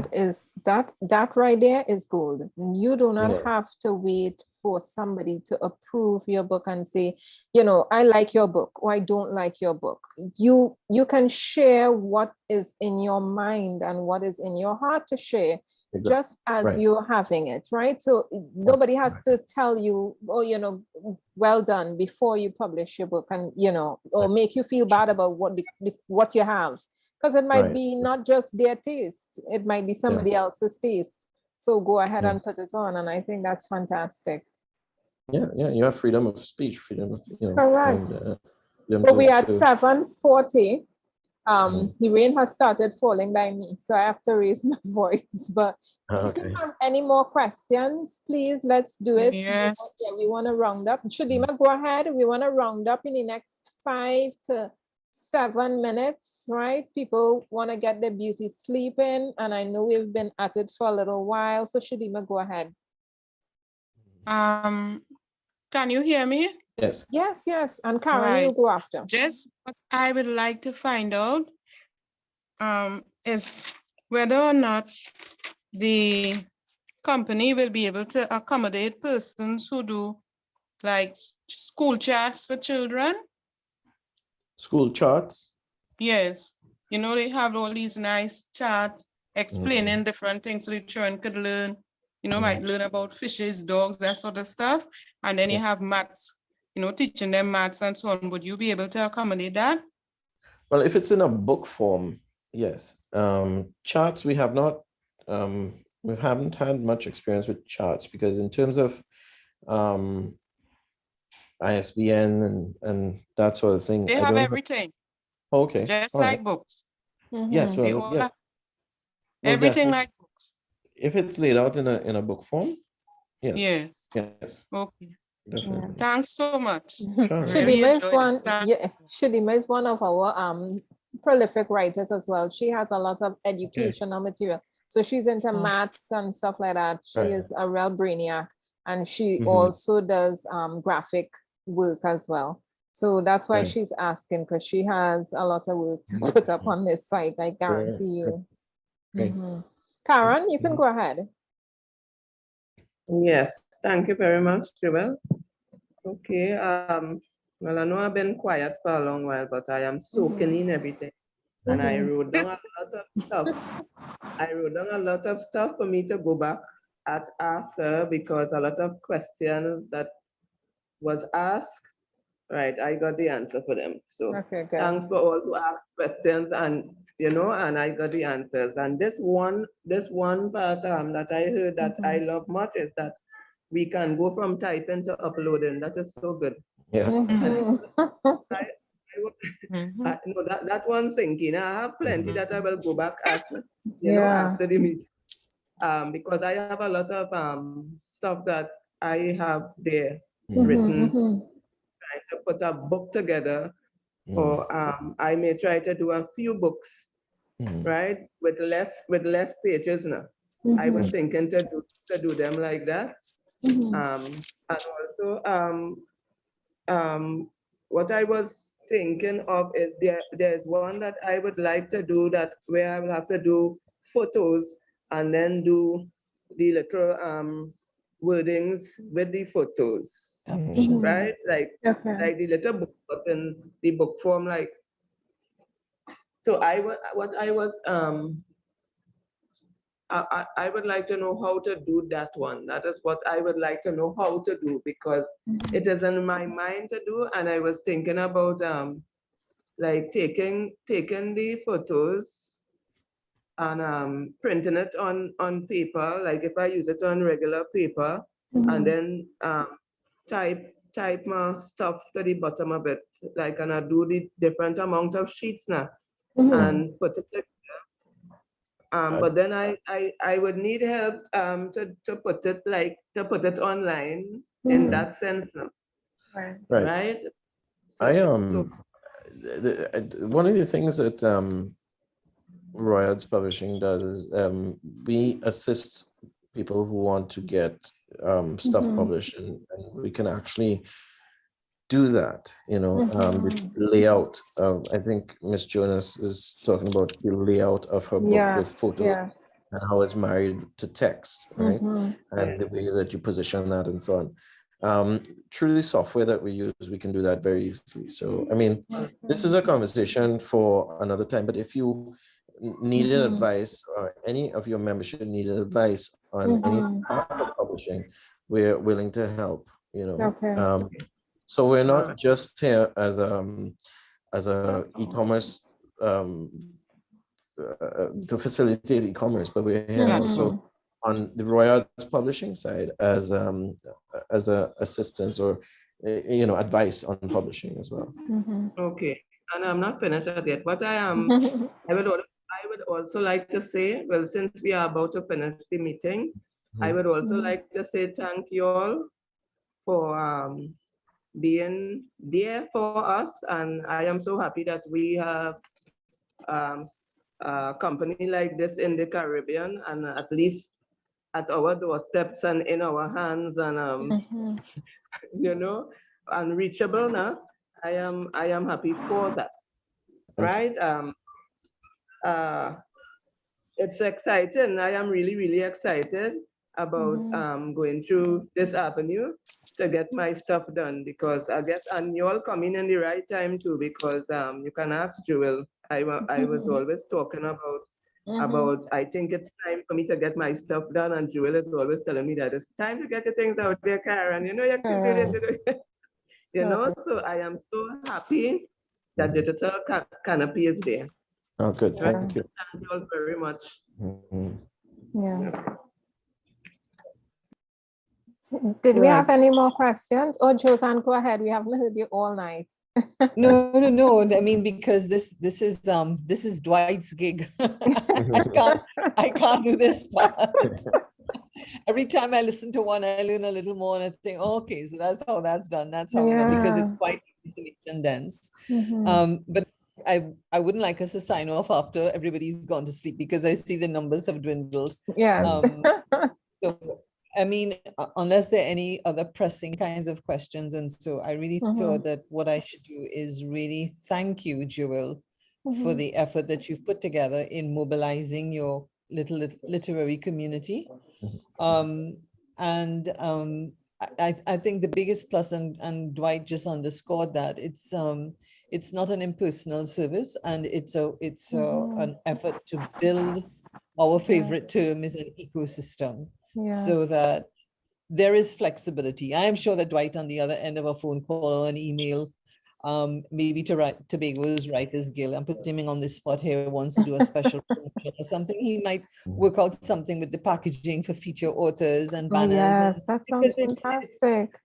yeah, because I mean, it's the only way that we can grow the commerce. If everybody just said, well, you know, this is this and this is that, then nothing, things move. Yeah. Or don't move, they become very sluggish. Yes. So Sure. we have that flexibility.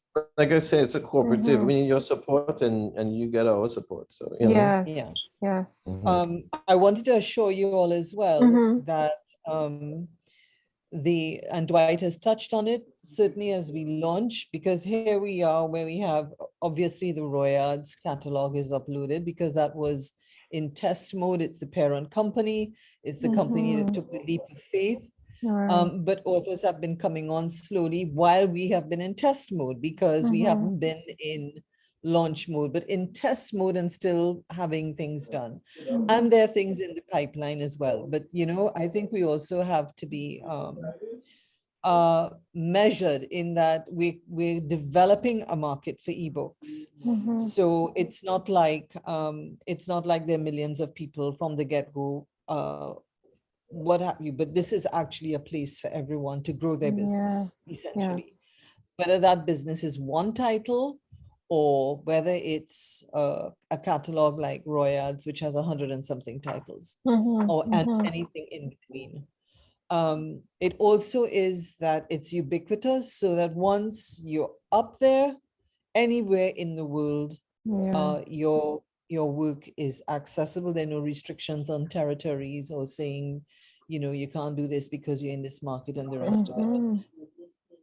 And as we get more take up, I mean, the intent is there to add more and more features, but every feature and everything that one does technologically has a cost that comes to it. So it's not like a Godfather or, benefactor scenario. We have to grow the system and create the demand, or where possible, because there wasn't a demand for this, but Royards actually decided we're going to do this anyway.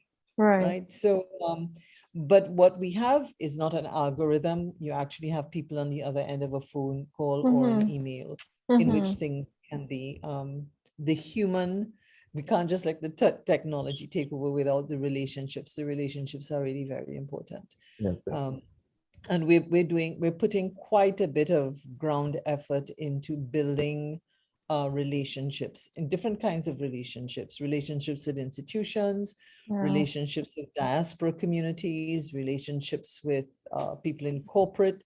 So if we take that approach and not say, well, what can you do for me? Meaning, well, what you could do for me? I mean, then we will all grow, because what is the alternative? The alternative is every single writer trying to find a publisher and trying to find money to become published, and then still having to go do all the work. And knowing that physical books don't really sell that amount, even with the big authors we have from this region, in terms of locally. So I wanted to finish on that positive note, but also I like next steps. And next steps would be, we'd like to get everybody on board. So the contract, which is a very simple agreement, is going to come to you, Jewel. And we'd be very happy, keep us busy. It would be nice to have some people be part of having their books up or about to have their books up for the launch, which we're planning for the first week in December. The 3rd of December. So I'll send you the information. It would be great if people who are already published and or have material that can very quickly go up, it would be great to have you on board for our launch. And Jewel, I'll be in touch with you to get, to see how we ensure that you're part of the launch, the TWG is part of the launch on the group as well. And this is how we will support each other, and how we will use the social media to mutually beneficial ways. And as you build your networks and we're expanding ours, it just means we're each one carrying the other one. So I'm really hopeful that all of you, and certainly the 9 of you who stayed until the very end, including me and Dwight. Some people had to come to other meetings. Dexter. Go ahead, Dexter. Hi, Dexter. Your mic is muted. Muted. He needs thank you. Right. I just want to say a pleasant good night to everyone. I am very intrigued and very informed by this little webinar that we had tonight. What I want to find out is, like, in terms of scripts, God does do a little bit of script writing. So in terms of getting that out there, I'm not sure how we will have, if there's a platform on board pertaining to that. Well, when you say scripts, Dexter, you're talking about scripts for plays? For movies, Yeah, but anything that you want to put in a written form.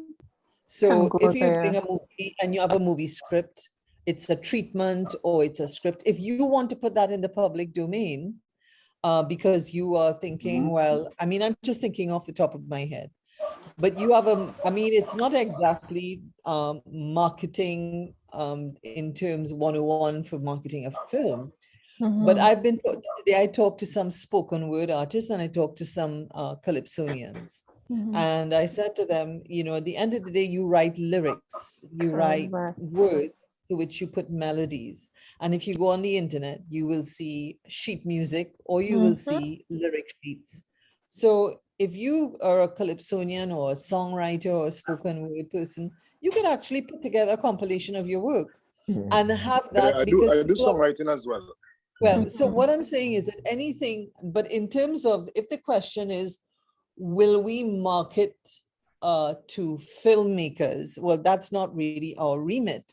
But in the ecosystem of things, if you have, as you're published and you have, and this is something maybe Dwight will explain maybe in another session, because we're talking about it, where you may actually, as a self-published person, I know it came up this week, where you may want to make your content available to a particular audience, or people who can get a code and only they can view it. These are things that I'm not on the technical side. And as the need for something arises, we would look at it, because obviously Digital Canopi is going to expand beyond. It's going to have its blog, its visual, because media is now multimedia. But we have to build a core business. So if you think you have a catalog or a number of scripts that you want to put out, and you want to try to put it out there to sell it, or to whatever it is, I mean, that's entirely up to you. You know what I mean? But the platform is there. You know, the platform is. All right, I understand. Thank you very much. Yeah, but that's great that you're writing movie scripts, man. Yeah. Say again? I say that's great that you're writing movie scripts. Yeah. I enter a bit of all different type of writing. Okay. Very nice. All right. You see, and the thing what is interesting, Joel, you're very good at your marketing. I can tell that from the get-go, from the very first day, the way that you respond. Yes, she is. She's, I mean, yes, she is. She would be somebody really good to ride shotgun with. And that means that from your TWG perspective, you could be promoting certain kinds of things that we co-promote, as Dwight was explaining. So it gets more legs, it gets more visibility, and you never know where that's going to go. I mean, you don't know who's going to pick up on what where, you know. So I'm sure you have all of that in train, and we'll be able to piggyback on some of that and be able to utilize some of that content for driving traffic on Digital Canopi social media as well. And to all the people that we try to interest in things that we're doing, you know. So I hope that answers your question in a kind of roundabout way, Dexter. Yes, it did. I gathered a lot of information in that statement. Well, I really look forward to bringing we really look forward to seeing everybody coming on board. Yeah. There's nothing, unless you're selling hate or pedophilia or something like that. Oh gosh, never. No, I'm just saying it's an open. And I told Dwight when we took because the first meeting he wasn't able to make. I was so surprised. I said, it's true. Such a community, but then I know that there's a rich sort of intellectual heritage in Tobago, but they're all in Trinidad and outside, you know, not as many at home in Tobago, because I know how many people from Tobago, whether it's Henry Seeley or Isaac McLeod or this one or that one, Vanis James, what have you, they're all Tobagonians, you know, JD Elder, my good friend Stanley Baird, who's still there. Oh, yes, you know. yes, Mr. Baird. He was a minister of tourism and what have you. But you know, so I know that there is a rich repository. What I was not prepared for was Sean, and where was he tonight? He didn't come onto the call, so he needed to get both. After organizing all of this, he come on. He was the linchpin in all of this. Yeah, because I reached out to him, and through him is when I met you guys. I'm really, really very happy. You all are so organized in your own way. And I can well imagine that you do better. Ask Dwight. You've done better than any community of people that we've dealt with in Trinidad. Yes. Oh, wow. Thank you. Serious. I'm so proud of you all. You know. Thank you so much. And your social media is quite good as well. You know, really quite good. So I'm really happy that we've made the connection, and I think that it can only it's you know, it's good to be in on the ground floor, because you help to influence and you help to build as well. And to bring everybody to market would just be terrific. You know, everybody can say, you can get my ebook on Digital Canopi. Yes. We are excited. We are Thank you truly all. excited. So I You're hope the next welcome. thing is everybody's signing their contracts, Well, which that's is what really we're just a looking forward formality. to. We're looking forward towards that Put it because this way. it's not just, yeah, go ahead, Dwight. Mhm. Put it this way, you have nothing to lose, you only have to gain, because we don't, Correct. you're not paying for a service. You're only paying for when you have sold your book, you know, you're paying Yes. for the access to a market, really. You know, Mhm. you're paying for the facility of selling your book, you know. Yeah. Yeah. So whether your book goes up and it stays there for a while and before it tracks sales or anything like that, you know, you're not losing. You're not Yeah. losing any. But it's totally up to the author, and that's one of the things we want to, in the guild, show the authors that, you know, you are in charge of your destiny with your literary material. You don't just have to sit on it as if it's not worth anything. It's worth a whole lot. And I want all the authors to see extreme value in themselves as individuals, as well as in their work. You know, you don't have to wait to be dubbed as Stephen King or to be dubbed, you know, this Nobel Prize winner. You can put your work out there. There's a market for every genre of writing, for every kind of thought that exists. And I want our writers, especially in the guild, to see that there's value there. And this is one of the ways that we're showing them that there's value in what they're writing, not just in saying, you know, well, let us read it at the end of the meeting and everybody applaud you, but put it somewhere where people can see it, where you can get value from it in terms of an income, and just keep writing, just keep developing your skill. So, you know, I don't want to keep us any longer. We've been here quite a good while, but it was every minute well spent, right? Every minute was well spent. I can't say a bad thing about any of the times we spent here, right? So we just want to close off as Dwight opened us up by saying, and I wrote it down, Dwight, because it was a really good quote. You said, it's a great afternoon to be a writer in the Caribbean. And I thought it was so skillful for you to start with that. And I feel like it's not just a great afternoon, it's a great time for us to be writers. So I just want to close off, y'all. Please be safe, enjoy the rest of your night. Use this as inspiration to go and hone your skills, write more, read more, and put your books on Digital Canopi, right? So good night, everyone. Thank you. Good night. Okay, thanks again. All right. Karen, I just saw your message. You can get it from Jewel, email and telephone contact. And I sent it in the that chat. must be special because she was so complimentary when I came on. She made me feel like a really young girl. Well, okay, good night. Good You night. look more like a young girl. Your hair is black. My own is gray, you know. So well, that's why I have hair color, you know. Please tell her there's dye everywhere. Anyway, guys. Good night, everyone. Go on and on, but Okay. please, good night. Yes. Enjoy the rest of your Okay, night. good We'll night. do this again soon. Bye. Bye. Bye. Bye.